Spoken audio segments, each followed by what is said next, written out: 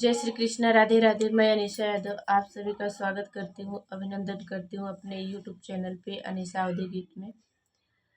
आज हम लोग एक सोहर लेकर के आए हैं, सुनिएगा और बताइएगा कैसा लगा।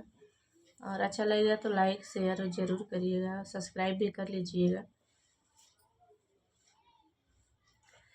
जोतल खेत खरिहनवात सोना चानी उपजेल हो। जोतल खेत खरिहनवात सोना चानी उपजेल हो। बहिनी कौशल्या के भइले ललनवा उठल लागे सोहर हो। बहिनी कौशल्या के भइले ललनवा उठल लागे सोहर हो। जोतल खेत खरिहनवात सोना चानी उपजेल हो। कहवाही नाचै कथकवात कहवा बंगाली नाचै हो।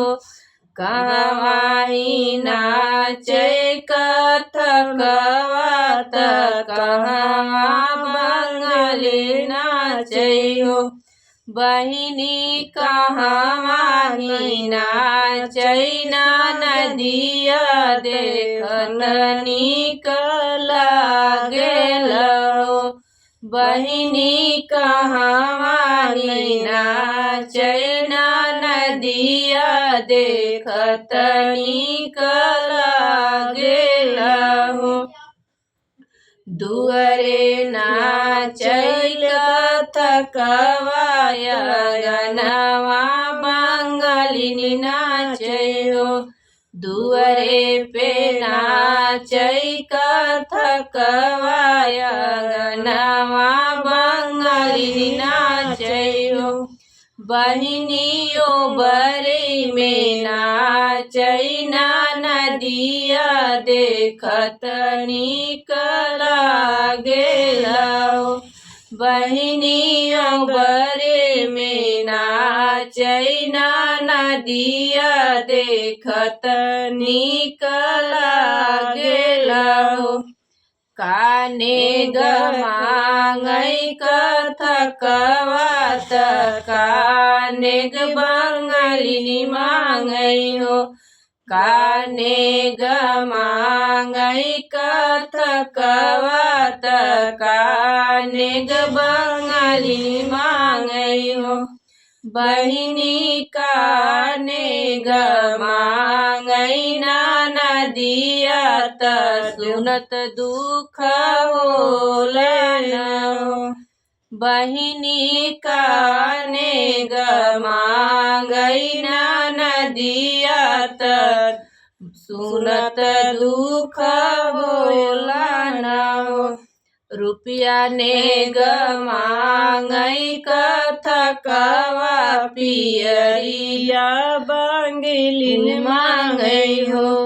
रुपया ने मांगै कथकवा पियरिया बंगाली मांगै हो। बहिनी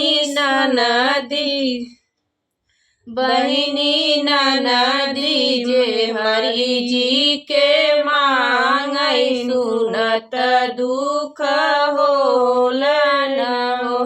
बहिनी ननदी जे हरि जी के मांगै सुनत दुख होलन हो।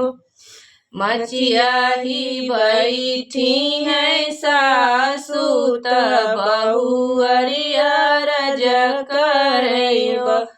मचिया ही बैठी है सासु त बहू अरियरज करैयो। सासु दैन दे तू लहुरा देवरवा हरि हम नहीं देव देवयो सासु दैना देत्यु लहुरा देवरवा हरि हम नहीं देवयो जोतल खेत खरिहनवा त सोना चानी उपजेलहो जोतल खेत खरिहनवा त सोना चानी उपजेलहो बहिनी कौशल्या के जनमे मोरिलवा उठन लागे सोहर हो बहिनी कौशल्या के